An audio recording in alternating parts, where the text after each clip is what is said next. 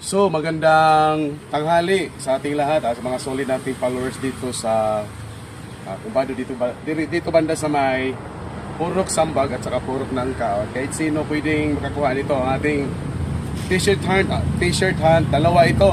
Ito sa area na to, dalawa ang ilalagay natin. Mga solid ang ilalagay natin dito na brand.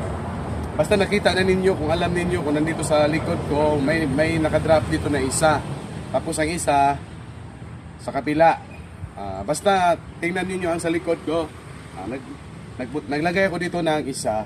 Tapos ipapakita ko sa inyo yung isa naman maganda dito, solid na windbreaker na branded.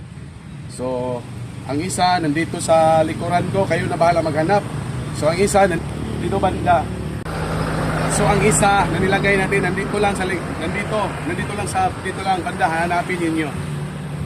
So yun lang, good luck. At saka pag nakuha ninyo, mag-picture kayo at ipakita, i-photo comment ninyo sa video ko. Yun lang, good luck sa inyong lahat.